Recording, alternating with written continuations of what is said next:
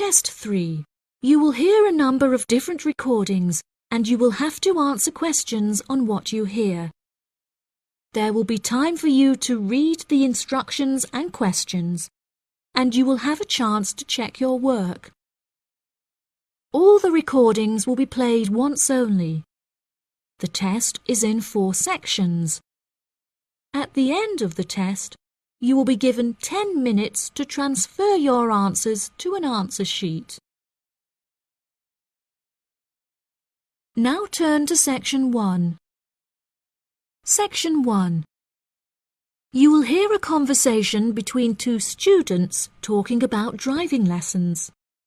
First, you have some time to look at questions 1 to 5.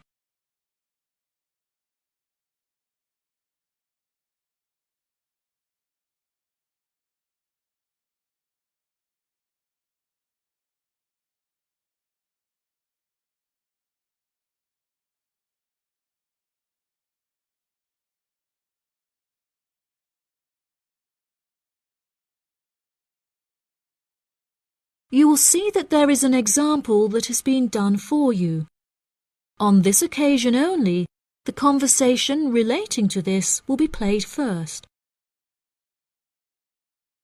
Hi, Zach. I heard you passed your driving test. Congratulations.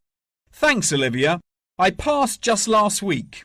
It feels great to be independent and driving on my own.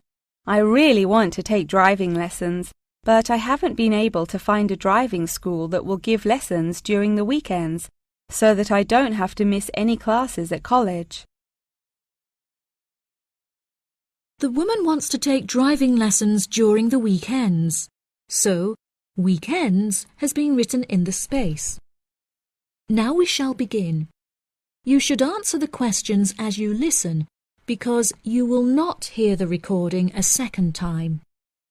Listen carefully and answer questions 1 to 5.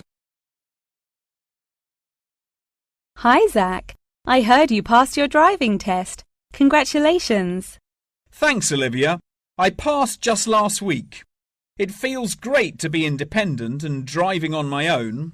I really want to take driving lessons, but I haven't been able to find a driving school that will give lessons during the weekends, so that I don't have to miss any classes at college. The driving school that I used was brilliant and really flexible with their teaching hours. It's really close to the school. The address is 67 Kings Road. That's 67 King '(S) Road. Oh, that's perfect. I don't like the idea of driving around busy streets. Did your teacher make you drive in urban areas, or did he mainly teach you on roads in the countryside? My teacher said that I had to learn on both in order to become a good and experienced driver. We would start in the city centre and then drive north above the city. He sounds like a good teacher. Would you mind giving me his contact details so I can ask him for lessons? Of course. My mother's friend Daniel Smith referred me to him. His name is Alan Sutcliffe. Could you spell the surname, please? Sutcliffe.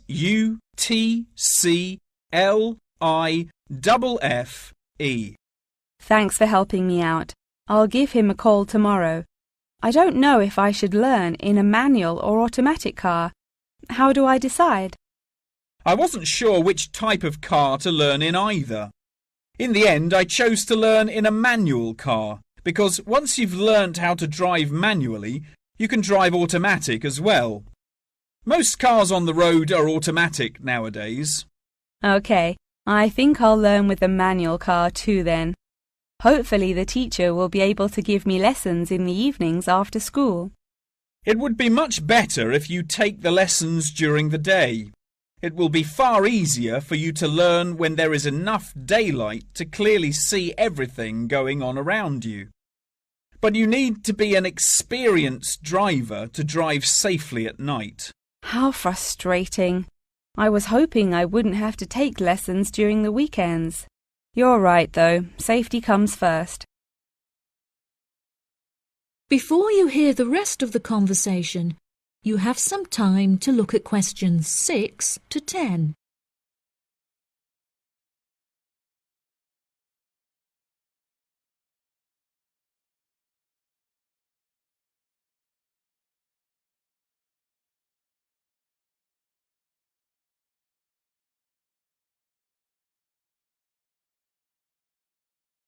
Now listen and answer questions 6 to 10. Speaking of safety, you should wait until summer to start learning. It's really difficult and dangerous to drive in the wind and rain as a learner, so you should definitely wait until the weather is sunny and dry. OK, that's perfect actually. It will give me some time to save up some money to pay for the lessons. Tell me about it. I had to work for months before I had enough money saved up. It was worth all the work when I finally got my driving licence, though. The whole process is so expensive. How much did it cost you in the end? Well, each half-hour lesson cost $30, and then the final test cost $50. In total, it cost me about $300. Gosh, it's pretty expensive. How did you find the test? Was it really difficult? No, it wasn't too bad, and the man was really calm and friendly. I knew that I would have to perform 2 parking manoeuvres during the test, so I practiced them a lot beforehand, and that really helped. The test used to last 40 minutes, but it changed a bit. For the first 20 minutes of the test, he gave me directions, and I had to just drive around, and then the last 10 minutes was for demonstrating the manoeuvres. So the test is 30 minutes in total. OK, great, I'll remember that. Do you have any more advice? It's really good to practice driving a lot outside of driving lessons as well. Whenever my parents were running errands on the weekends, I would offer to drive them. My driving teacher also told me to buy a notebook to write down everything that I've learnt in it, like a diary. Ha! That sounds boring, but I'll do it if it helps. I found it really useful. Before my test, I read through everything I had written down, and it reminded me of a lot of things that I had forgotten about. It's really helpful for the theory test as well, because there's so much information to remember for it. That's great, Zach. Thanks for your help. No problem. See you at school. Bye. That is the end of section 1. You now have half a minute to check your answers.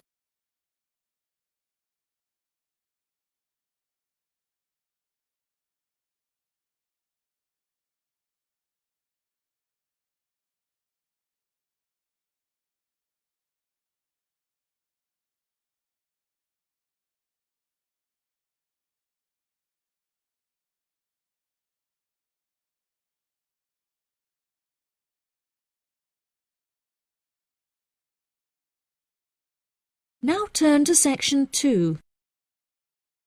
Section 2. You will hear part of a talk about Mount Rushmore given by a tour guide. First, you have some time to look at questions 11 to 15.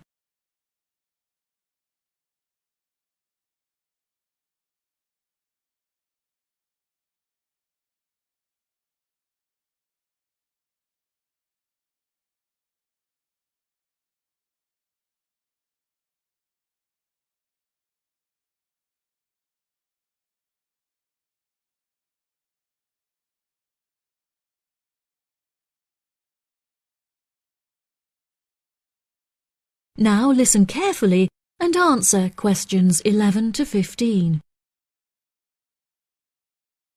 Good morning, everybody, and welcome to Mount Rushmore. To start your visit, I'm just going to give you a brief account of the history of the memorial before letting you roam about on your own. I won't keep you long, okay? Mount Rushmore is South Dakota's top tourist attraction and features the heads of 4 United States presidents: George Washington, Thomas Jefferson, Theodore Roosevelt, and Abraham Lincoln.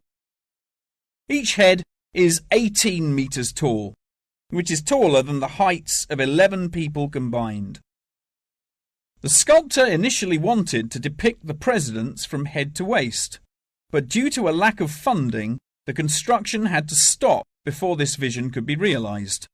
In total, it cost the government $1 million to sculpt the heads at Mount Rushmore. Before the construction of the presidents' heads, the mountain was just bare rock and forest, attracting only a few hikers a year. The new carving at Mount Rushmore has become an iconic symbol of presidential greatness and has appeared in works of fiction and other popular works. The sculpture has also worked perfectly as a way to develop tourism, which was its intended purpose, and now attracts over 2 million people a year.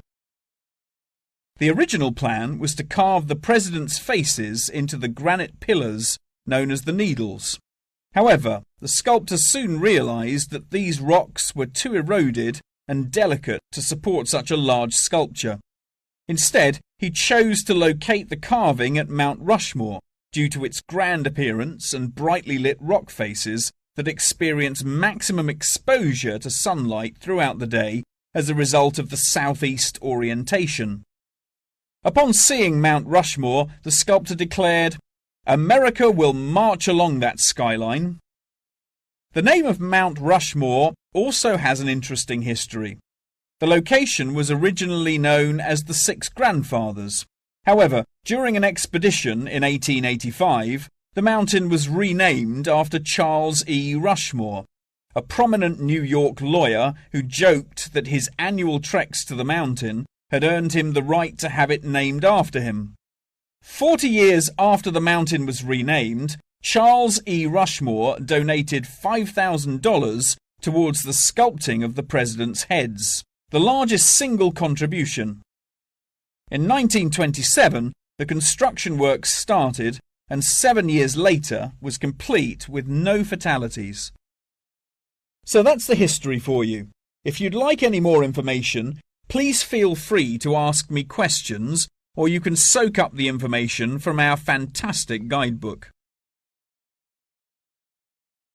Before you hear the rest of the talk, you have some time to look at questions 16 to 20.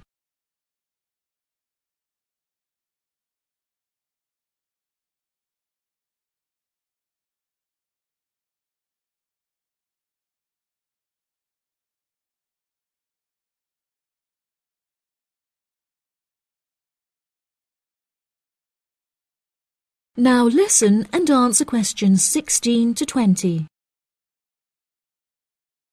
Now I'm going to give you a plan of the site, and I'd just like to point out where everything is so that you can explore everything for yourself.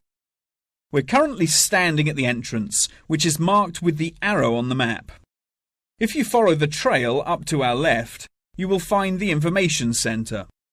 There's a great photo booth there where you can have your photograph taken with Mount Rushmore in the background for a fee of only $10.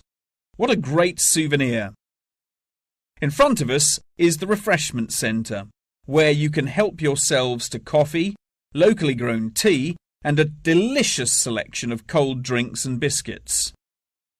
Be sure to stay hydrated as it can get really hot up here. To our right, not far up the trail, is the gift shop. Here we sell copies of the guidebook, and it's also the perfect place to pick up some small souvenirs for yourself, your family and friends. Now, further up the trail, behind the gift shop, is a big stone building with a workshop. This is where all of our souvenirs are made by hand, which you can purchase in the gift shop, like I said before. Some are even carved from pieces of rock taken from Mount Rushmore itself. If you carry on walking up the trail past the workshop, you'll find our state-of-the-art visitor centre, where you can find maps of the walking trails here at Mount Rushmore. Now for the real treat. After you have walked past the visitor centre, you can follow the trail up to the left, which will take you to our wooden shelter. From here you will have the best view of Mount Rushmore that there is, an experience not be forgotten. Right, if anyone wants a guided tour, then I'm starting at the information centre. If you'd like to follow me, this way please. That is the end of section 2. You now have half a minute to check your answers.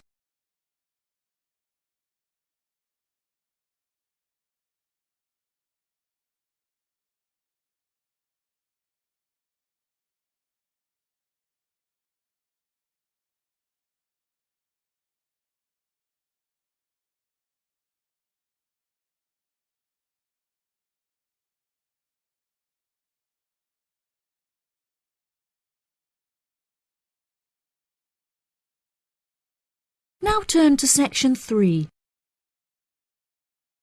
Section 3. You will hear a conversation between a professor and a student talking about taking a course. First, you have some time to look at questions 21 to 25.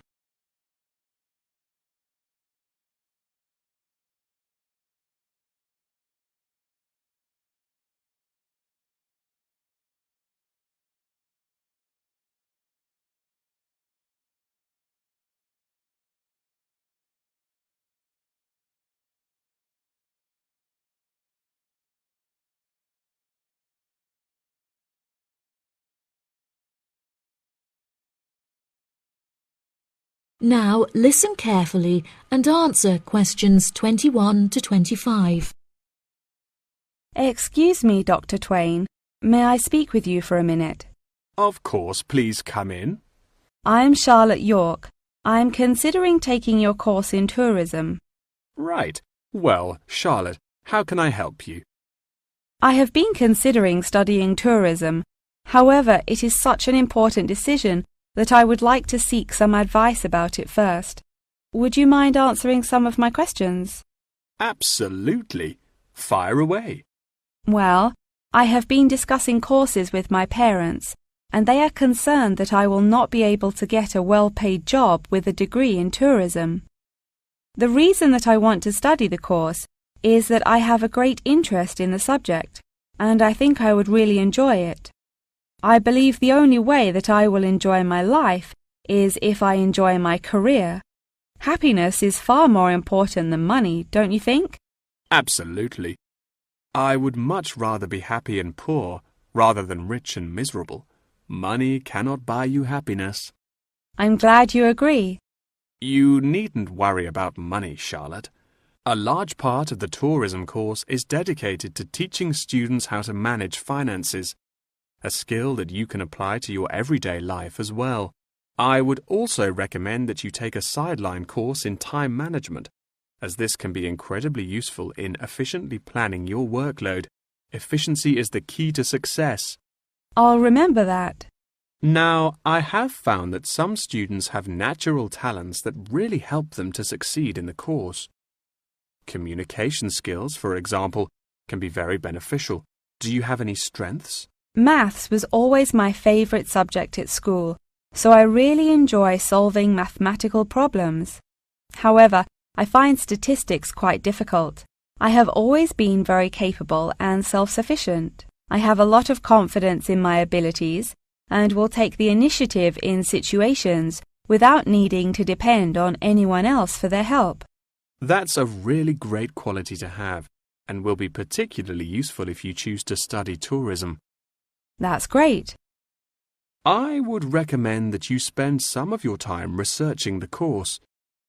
A lot of people who are uneducated on the subject claim that tourism is a shrinking industry and that it will become irrelevant in the future. If you study the published research, however, you will see that the truth is quite the opposite. The industry has, in fact, grown significantly as people have developed an ever-increasing interest in culture and travel. Have you compared the university course with a polytechnic? Yes, I have. I was interested in studying the course in modules. However, the university doesn't offer that option. I don't have enough funds to be able to attend an expensive university, so I was relieved to see that the course is quite affordable. I also considered attending a summer school instead of university to save money, and so that I could work during the rest of the year. But I really wanted the university experience. I think that university would suit you well.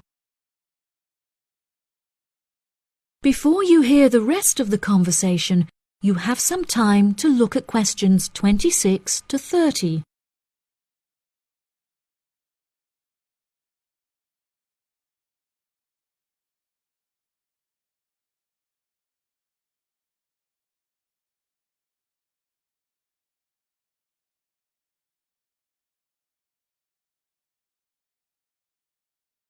Now listen and answer questions 26 to 30. Now, What about the courses? Are you interested in any of the other subjects on offer? I have looked at a few. I was interested in travel and business as it sounds similar to tourism. That is really worth learning. However, be aware that it is difficult and will demand a lot of your time. Okay, that's good to know. You might find that Japanese is an interesting course and it will teach you valuable skills in speaking the language. Personally, it's not bad and could be of some help, but not that much. Okay, Japanese. Got that. What about medical care? Well, if you have time, the course will teach you a lot about curing diseases and illnesses or dealing with injuries outside, although it's not essential. So, okay, if it's useful, I'll take it. If you enjoy using technology and are worried about fulfilling the entry requirements, computing is very relaxed about the skills that applicants must possess. I'm terrible with computers, so I'm not sure that I would enjoy that course. How about public relations? Yes, I would recommend that course. It would be related to entering the tourism industry, as it will educate you on how to approach clients and develop associations with them. That's great. Thank you so much for your help. That is the end of section 3. You now have half a minute to check your answers.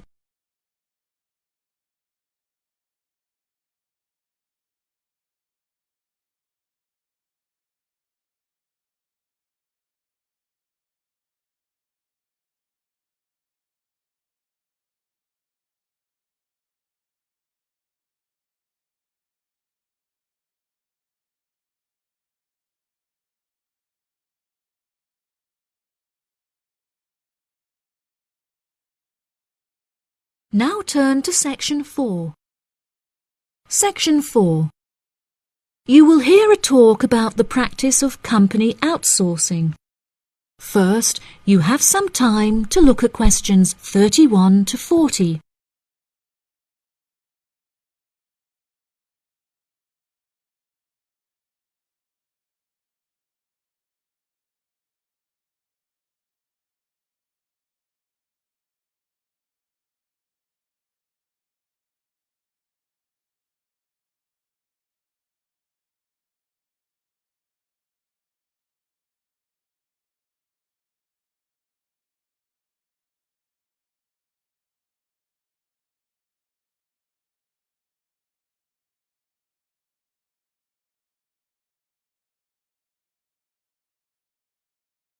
Now listen carefully and answer questions 31 to 40. Welcome, class, to your very first lecture in this series on business in the modern world, conducted by myself, Dr. Toby Bennett.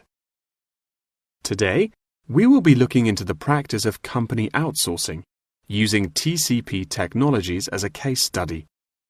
Now, for those of you who are unfamiliar with this practice, I will give you a summative definition.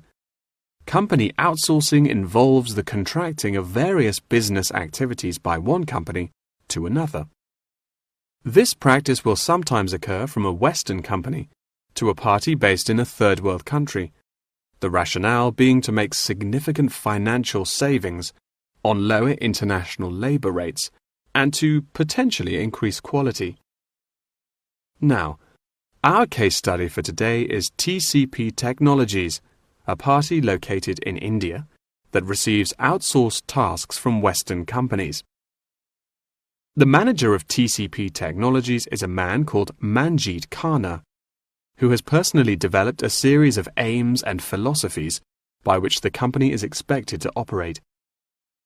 He claims that the most important of these philosophies is to create a workplace where each individual member has the opportunity to contribute their opinion to the operations of the company. That is to say that he found it important to develop a democratic environment. As a means of ensuring quality from every individual at TCP Technologies, a grading system has been developed that encourages an ethos of hard work and recognizes accomplishment. This grading of individuals is based upon a series of factors such as turnover, hours worked, and efficiency. Every month, Kana publishes the grades on an internal website, where staff can access not only their own grades, but also compare it to others. A spirit of playful competitiveness has developed through this method, which has resulted in increased efficiency and turnover across the company. Kana also saw it as essential to develop a culturally diverse group of employees as a means of presenting a multifaceted image that would appeal to a host of potential employees from across the globe.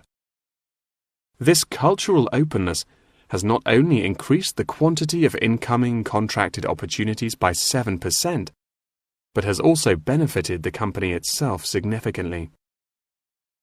A level of transparency now exists that had not before been apparent. According to questionnaires carried out recently, these newly introduced measures have significantly increased the rate of staff satisfaction, which has subsequently led to an increase of 32% in the company's income. These figures are truly admirable and serve as a testament to the measures that Kana has introduced to the workplace at TCP Technologies. In a recent interview published by The Economist, he declared, "The figures speak for themselves. My system works." When asked if he had any advice for companies on methods they could employ to streamline workflow and increase turnover, he replied, "It's simple, really. A company must see itself not as one entity comprised of nameless components, but instead as a living organism composed of cells, each one essential to the functioning of the whole. I suggest that the motto by which your management operates will be Employee First."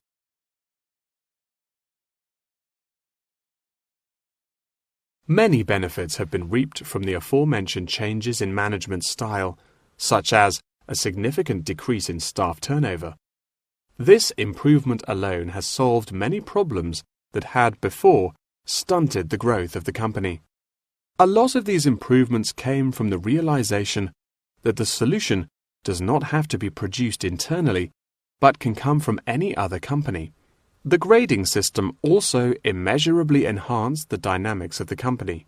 The fact that this measuring system is solely produced for staff members and inaccessible by management means that it cannot be used as a judging criterion for promotion. It has proven itself a relaxed and informal means of stimulating workflow.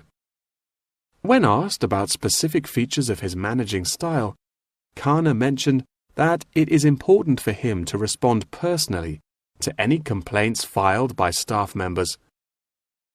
Having found the existing complaints process slow and ineffective, he introduced a new online system that created a direct line of communication between Kana and all employees of the company.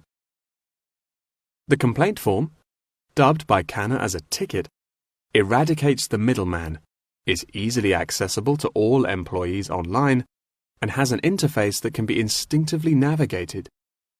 Any staff-related complaint, such as those relating to air conditioning and food quality, can be submitted directly to Kana via this online system.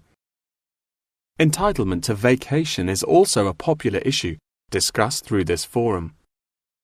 The main benefit of using this system is that staff must include their personal details on the ticket before they are able to submit it. In the past, anonymous complaints had been the root of much confusion and caused many wasted work hours, so the new system has put a ban on this form of complaint. That wraps up the lecture for today. Please remember that attendance is mandatory. That is the end of section 4. You now have half a minute to check your answers.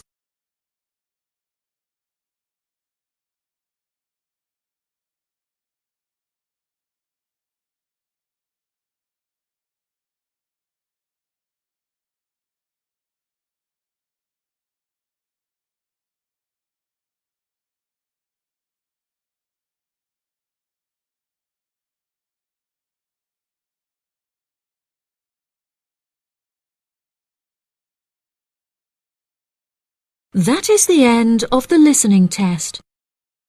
In the IELTS test, you will now have 10 minutes to transfer your answers to the answer sheet.